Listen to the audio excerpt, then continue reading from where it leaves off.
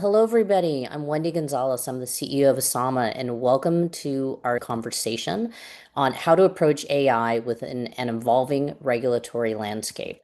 I am super thrilled to have Andrew Freedman, who is the co-founder and chief strategic officer at Fathom, to join us here. He is an expert on AI policy, and he has over 15 years of experience in emerging industries, building regulatory frameworks. Previously was a partner at Forbes Tate Partners, leading the firm's coalition on working in technology and emerging regulatory sectors. So I feel really fortunate to have an expert here. Welcome, Andrew. It's a real pleasure to be here. Thank you for having me, and thanks for doing this wonderful podcast. Awesome. All right. Well, I say we just go ahead and jump into it. Can you share with me a little bit about what Fathom does? Yeah, Fathom. So I've spent my life in emerging policy. Most notably, I was the cannabis czar in Colorado for the rollout of Colorado's regulatory system.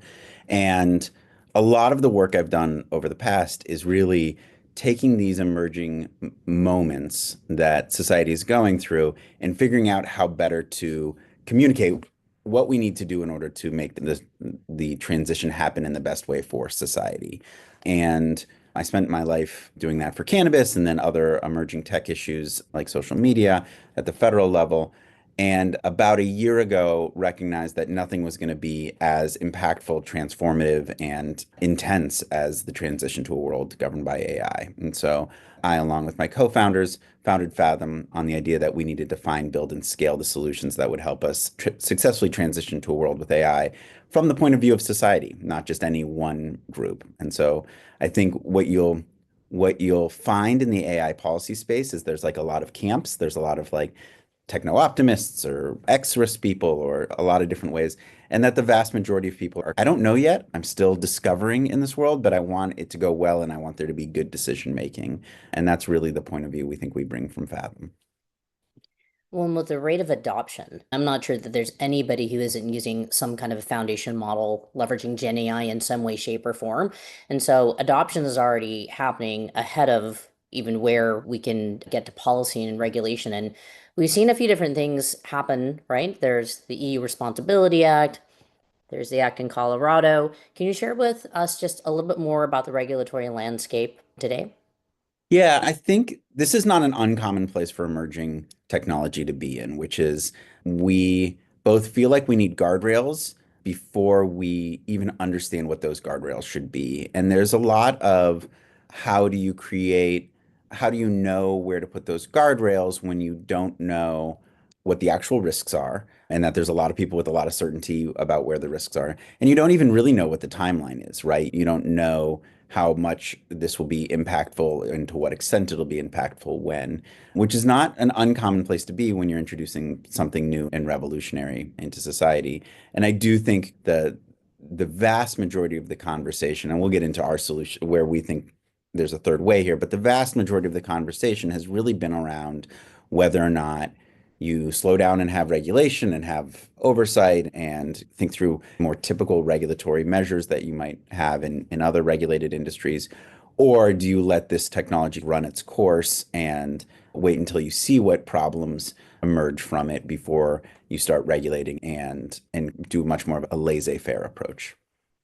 Yeah, it's really interesting. As someone, we work with a lot of large enterprises that are developing AI to either leverage internally, but mostly for customer facing products. And it's so interesting because there's a genuine interest in best practices, standards, and frameworks. Like, hey, we'd like to know where to go. We would like to ensure that our customers feel like this AI is trustworthy, right? Like, would you get into a robo taxi if you were like, yeah, I don't really care, who knows how they evaluated or built this entire thing? So we see that's a genuine interest. Yet at the same time, there's a strong pushback against anything that will stifle innovation, right? So how do we get our products to market quickly and safely and in a way that's trustworthy? So you mentioned there's a third way. I would love for you to share a little bit more about some of the most recent regulation or policies you've been involved with. Yeah. So we started doing polling and qualitative work on what people wanted to see for AI governance a year ago. And I think a lot of what you just said was there. Almost everybody, Republican, Democrat, business owner, consumer, wants to see guardrails. And almost everybody doesn't really trust government alone to be the arbiter of what those guardrails need to be. And so we've been spending a lot of time in kind of what historically has been done here when there's an emerging technology. And a lot of the work gets done in a much more, we call it private governance. It's really public-private partnerships of how to set standards early and adaptively in a way that actually helps create that sort of certainty in the world. And so, in particular for us, we've hashed that out. We worked with a scholar in the area, Dean Ball, who just joined the White House, and a professor of law, Dr. Gillian Hadfield, who also has been working in this to form a policy concept called a multi-stakeholder regulatory organization, which is a lot of words. We call it an MRO that is evolved from an SRO and a self-regulatory organization. And the idea is simply there should be a place to go to where the best standards of the day are being debated out and companies can go up voluntarily apply to come into there, and there should be a reward for voluntarily applying to go in there. In our case, that would be some sort of legal certainty that you're not acting negligently as you're going forward, and therefore allowing not just developers to know that they're doing everything they can right now reasonably to meet standards of care, but also deployers and enterprise companies and everybody who's going through it to say, like, this has been vetted the best way we know today to vet it, which might change tomorrow, but it's the best way we know today to vet where it goes. And as you are doing as much due diligence as you should be doing here. And so that's the work we're working on. The kind of tip of the spear on that is a Senate bill we recently introduced into California, which is called Senate Bill 813. Yeah, I think there were a couple things that you just said that really resonate with me, and I hear it often. One is you don't want it to be just the stick, right? So the compliance approach drove some large companies to leave Europe. They're just like, listen, we're not gonna deal with that.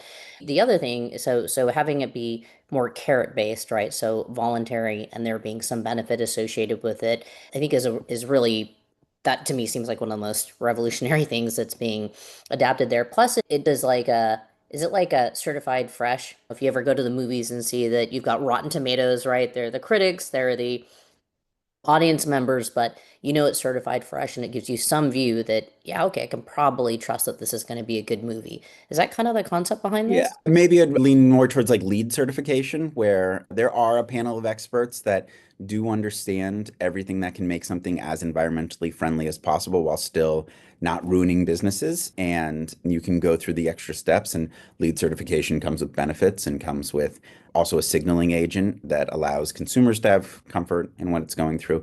I think the other aspect of that's really important in this is it also can create a private market for these regulatory bodies so that it's they're the actual regulatory bodies that would be going out and certifying these companies kind of have to be in competition with each other about how best you can ramp up expertise and make certification as business friendly as possible while at the same end proving to the government and to consumers that you haven't been captured by these organizations as well. And so there needs to be this forum for which these regulatory markets compete to show that they are the best ones to provide these safety guardrails. I love that concept because then you can create innovation even within a standards body because that's really the key. Technology changes literally every day and every week. The 4.0 version becomes a 5.0 version, becomes an open weight version, and so we find that the real case special with our clients is, hey, how do you navigate this and how can you make sure that you are not anchoring yourself to an old decision or an old technology? So it makes a ton of sense. The other thing that we hear often, Andrew, is that we all do think that guardrails are good. We know that the public is going to benefit from it, but it's not necessarily about everything, right? If it's, I used a kind of a silly example of movies and certified fresh, well, maybe that's not life-threatening, right? Financial systems, others, higher risk applications, self-driving cars are a matter where they are hugely impactful. Can you share a little bit more about the scope of how this would apply, or if it's intended for certain industries? Yeah, I think the forum is broadly intended, right? Meaning a place where private regulatory actors can come and compete for a slice of the pie of where they are the regulators.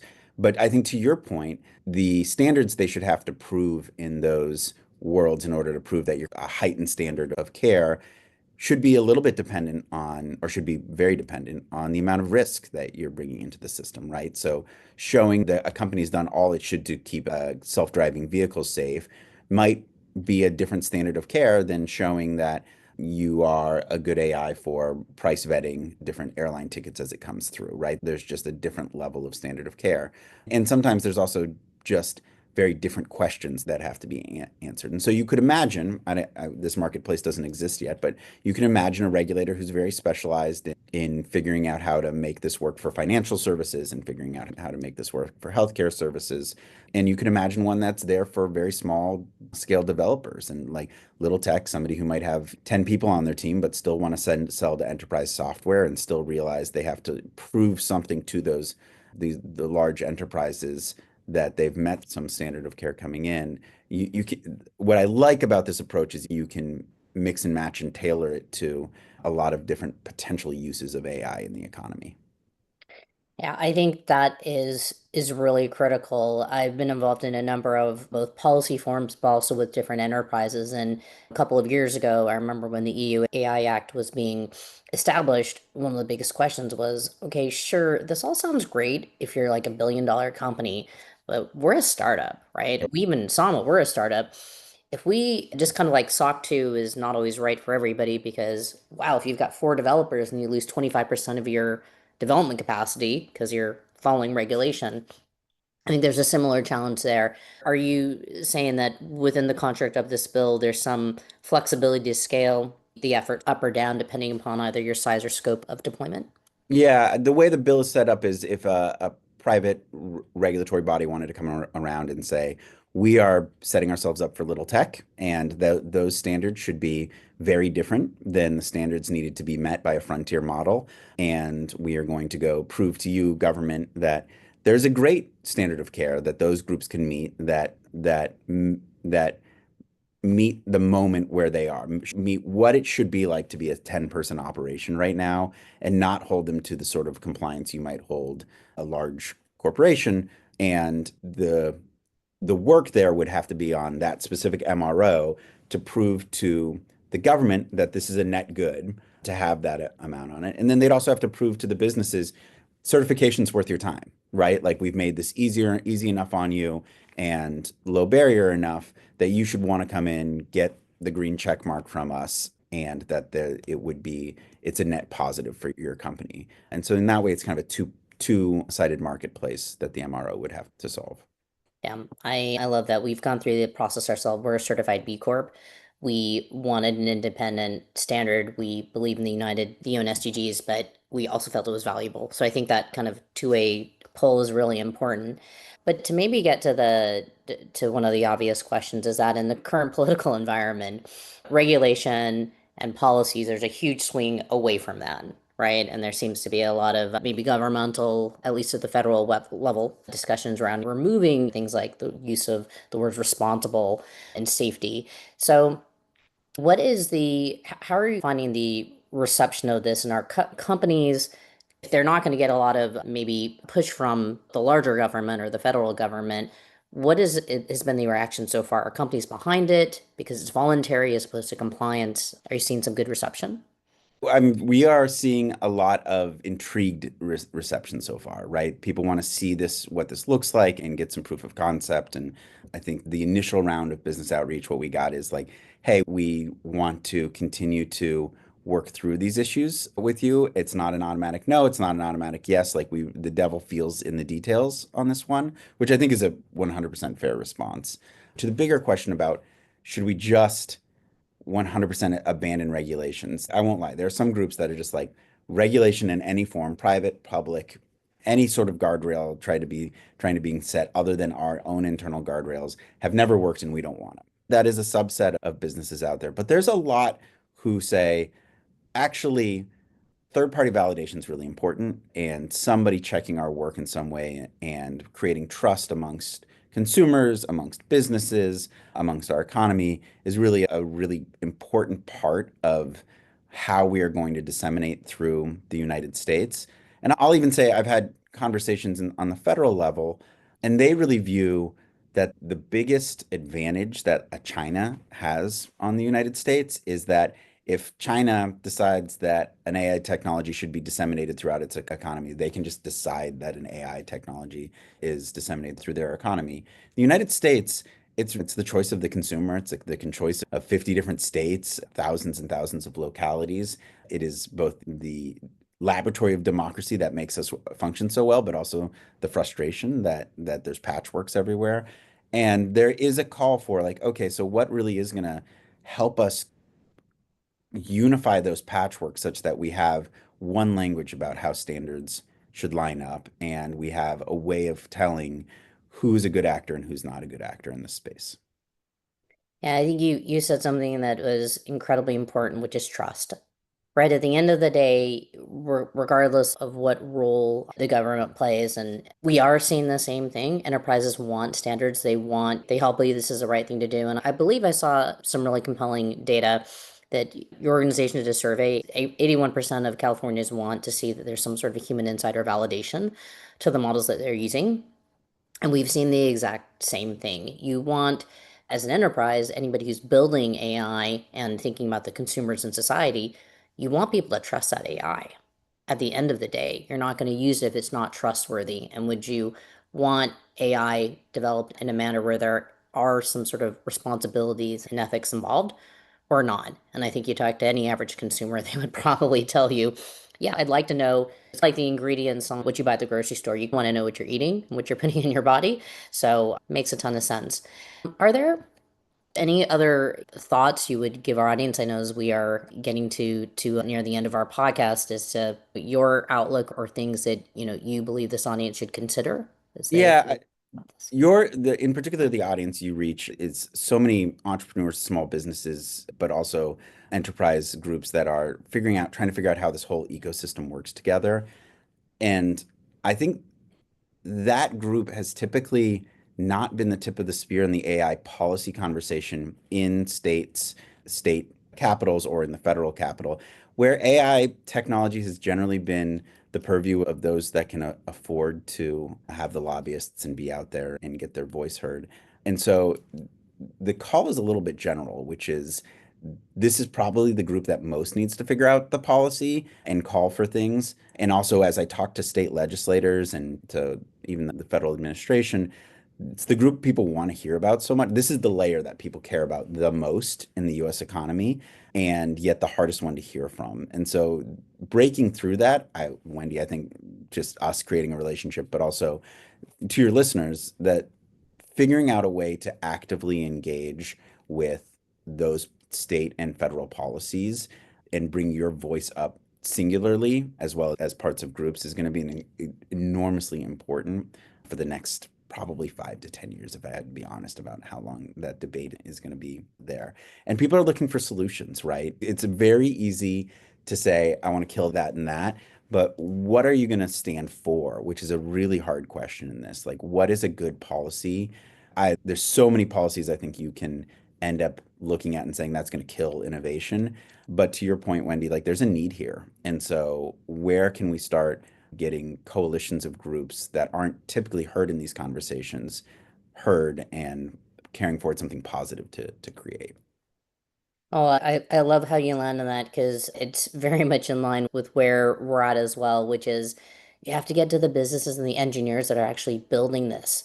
So I'm a huge advocate for responsible AI practices, which is really just about, hey, there's a right framework to build and all these considerations that you should put in place. And at the end of the day, it's not necessarily you or I, it's the engineer who is building and creating this code and figuring out how to build these models that really could use those guidelines. And the vast majority of clients we speak to, and even engineers on our own team, nobody's arguing against a standard or help or resources to do the right thing and to leverage from all basically the learnings. So I really appreciate that. That's something that we believe in deeply.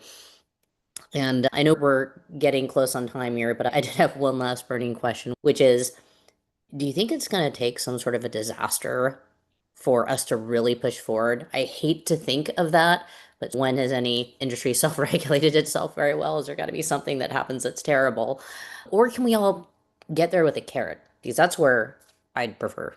to be. Yeah, I am not the pessimist that thinks that this has to fall apart before we figure out how to put it together. Listen, there is a good history of, in particular, private governance, which I know is the thing we're pushing right now. And so I'm now biased. I never thought I'd be biased about private governance, but I'm now biased about private governance. If done correctly, helping to standardize a market before government really knows what to do. And the rules of that road should be created. That private governance shouldn't just be the four biggest guys talking to each other. It should be what I call a multi-stakeholder regulatory organization, an MRO, of as many people coming to the table as possible in a more public but private forum and helping decide here's today's best standards. It might change tomorrow, but this is what we can say today, and we'll see what we can say tomorrow. I think we can get there. I think that is possible. And I would vastly prefer it to a world where it feels like we should have been acting far before this point and it feels too late. So that is the optimism I will leave you with. Well, I share the same interest and optimism. No needs to wait for Skynet to happen, right? We can take some really positive steps, and it's been really wonderful hearing more about this because it's a very pragmatic approach towards addressing the most pervasive technology we'll see in our lifetime and our kids will see in their next lifetime. So, an incredibly worthy effort. Thank you so much, Andrew. So great to be connected, Wendy. Thank you for your time.